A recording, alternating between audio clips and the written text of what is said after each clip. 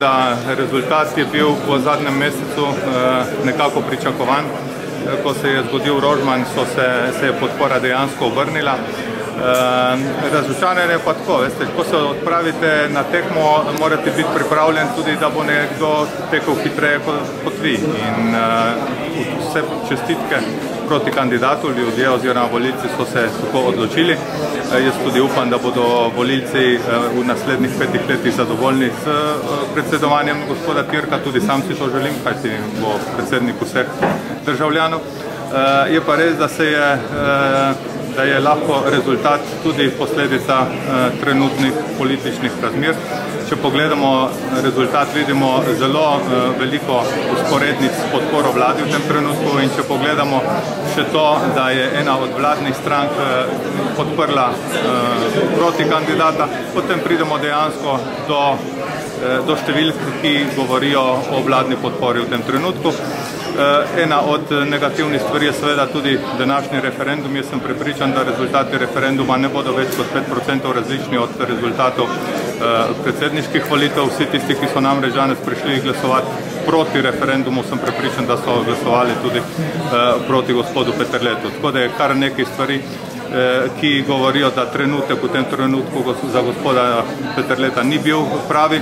Ne glede na to sem pa jaz po njega še vedno prepričan, da bo deloval v dobro Slovenije, tako kot je deloval do zdaj. Še vedno ste prepričani, da so v zadnji centri, ki delujejo? Ne, jaz sem prepričan v določene stvari, za katere mislim, da niso slučaj, oziroma tudi, če so bili slučaj, so vplivali na kampanjo in dejansko je Rožman oziroma to, kar so mediji sproducirali okrog Rožmana v tem trenutku, je delovalo negativno, ker je podpora praktično v 2 dneh padla gospodu Peterletu iz 38% na 27%. Samo Rožman? No, dejstvo je, da je verjetno v takih stvari kar nekaj sem že omenil. Tudi končno sedaj ta referendum, pa povezovanje s cerkvijo, z vlado in tako naprej. Mislite, da bo čez...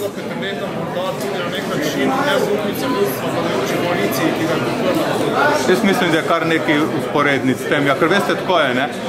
Gospod Tirk ni imel še nikdar nobene možnosti narediti kakšno stvar narobe, ker seveda ni bil v politiki. V tistem trenutku, ko je nekdo v vladi, sigurno dela tudi napake, dela stvari, ki nekomu niso všeč in mu podpora pade. Gospod Tirk je politično relativno v Sloveniji še zelo čist. Tako da z tega stališča ima sigurno zelo veliko prednost. Vi se strinjali z ocenami, da je bila kampanja v tem preprosto?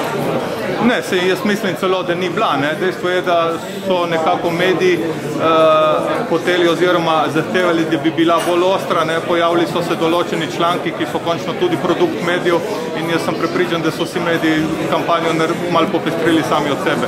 Tako da mislim, da tukaj oba kandidata sploh nista imela kakšnega velikega vpliva. Mislite, da bo čez 5 let boljši trenutek za gospoda Peterleta? To pa zdaj mislim, da v tem trenutku prezgodaj povedati. Gospod Boscarol, koliko lastnega denarja ste v tej kampanji zdaj izgubili, je vržen praktično v nič? Zakaj pa to mislite, da je vržen v nič? Jaz sploh nisem prepričan. Jaz mislim, da je to zelo dobra naložba v slovensko demokracijo, tudi v spoznavanje Slovenije. Tako da jaz tudi to moje znanje, ki sem ga pridobil oziroma izkušnje, vidim kot zelo veliko naložbo, ne pa kot denar vržen v nič. Kje pa vidite, mora biti, da je Lojze vseeno sam naredil napako, ne toliko tisto, kar se mu je vse na nek način morda montiralo na drugi strani?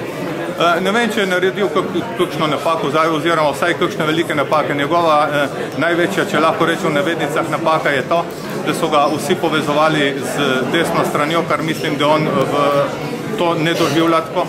Ne nazadnje sem ga jaz pred enim letom končno prepričal, da je šel v to tekmo in takrat ni bilo nobene vladne stranke oziroma nobene druge podpore, prišle so šele pol leta zatem, vendar so takoj vsi povzeli, da je potem kandidat desne struje. In mislim, da to je bila tista največja stvar, ki se je zgodila, da so ga ljudje dejansko umestili nekako v politični prostor, kamor sam ni imel namena delovati. Marko Pogorevc, je to bila morda ena izmed ključnih napak tudi?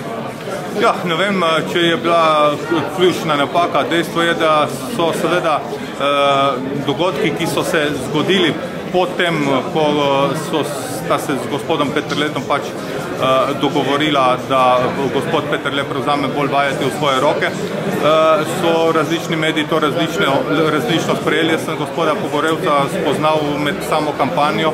Moram reči, da je zelo korektno vodil štab in tudi strokovno, tako da jaz mislim, da štab ni naredil kakšne večje napake in v tej situaciji, kot je, ne glede na to, kako bi štab delal, po mojem bi lahko bil gospod Peterle cel čas v Bruslju, rezultat ne bi bil kaj bistveno drugačen. Bolj sem mislil to, da ga je umaknil iz štaba po intervenciji Popoviča, se pravi, da se je uklonil enemu županu v bistvu.